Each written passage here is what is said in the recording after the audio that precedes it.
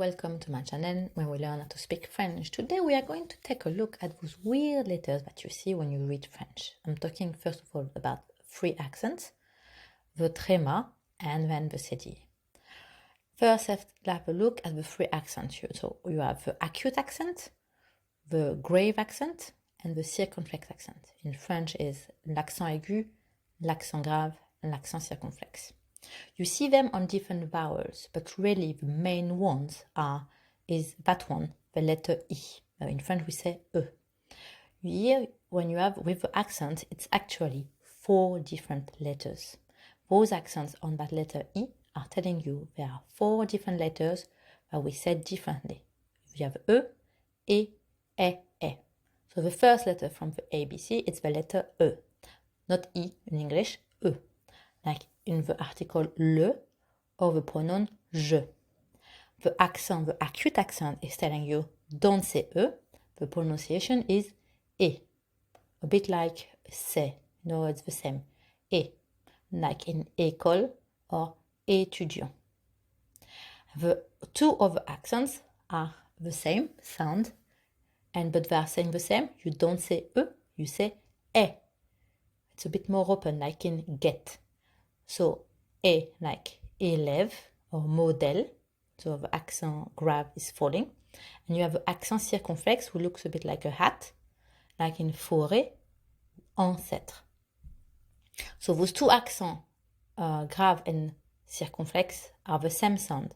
Because the accent circonflexe will look like a hat, you can find it in other vowels, like A, I, O, or U. But it doesn't change the sounds of those vowels. This accent circonflexe is called an historic accent. It's just that before, in Old French, those letters were followed by a S, and this little hat is a reminder of it. Example here, you see before in French, we said forest or hostel, hospital, aisle. Those are old French words. We didn't say the S was lost, but to keep a reminder that it was there before, even if we don't say it anymore, we put that little hat. So like forest became forêt, hostel became hotel, hospital became hôpital, and aisle became île. So that little hat is just to tell you, oh, remember a long time ago, it used to be a S there. But really, you care only with when it's on the letter I, you change the sound of A. Otherwise, it doesn't matter. The same with accent grave. L'accent grave, you find it on the letter A or U, like here. The sound doesn't change. It's just when you write French, it's in writing, it's just to make a difference between two words. There are few examples, actually, with that too. So you have, for example, A and A. A, the letter, or A, the verb, like, the verb avoir, il a, elle a. And A, the preposition, which means in or at, like à Paris, in Paris, is à Paris. You have another example, it's la et la. La without accent means the article le. La with an accent means there. And ou, the same sound. You have one u means or, one u means where. When you speak, you don't hear any difference. It's just writing. And again, those examples are very few. So you have those three accents. The most important to remember is to remember the E. You change only the sound of the letter I. But you have also the tréma. And the tréma is also going to change the sound. It's an indication of a difference. So the tréma is found on vowels, I, and U, in French, E, I, and U. So, in language, I'm not going to use linguistic term, or I'm just going to explain an easy way. So when you have two vowels together, I like to say that they are married and they create another sound. Like O and I together, it's the sound wa. Like you find it in words like toilette or the name Antoine. You don't say Antoine, it's Antoine. O and I together are married. You say wa.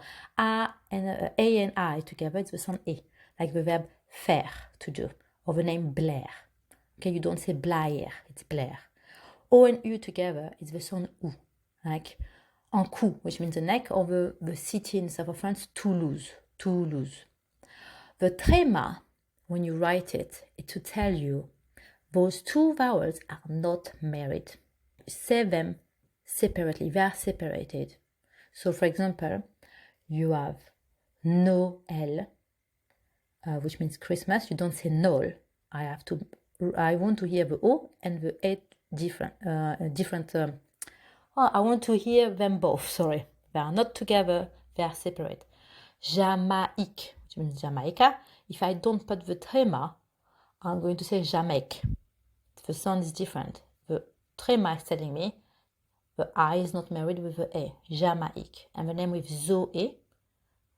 If you don't put the tréma, how do you read that? Zo, maybe, ze. I don't know actually.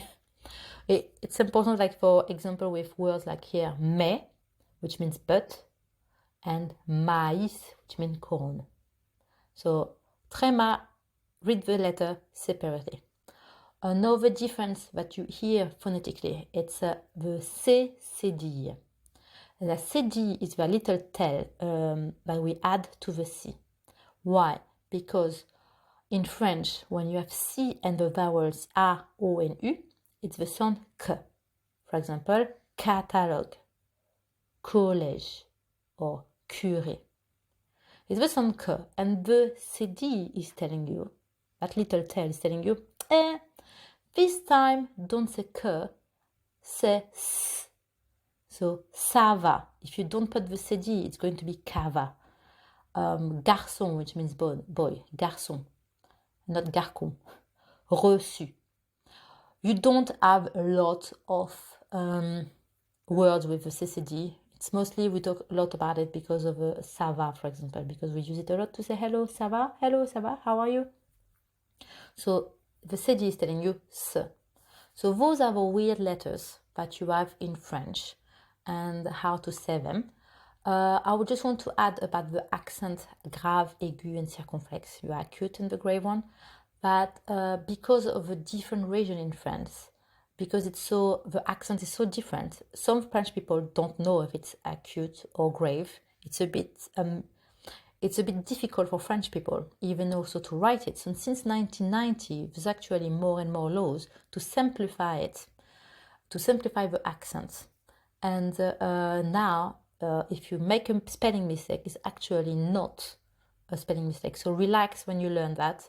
If you don't know if it's accent, acute accent or accent grave on the E, relax. It's not a big deal. You're not the only one, and it's actually not a mistake, not a spelling mistake anymore.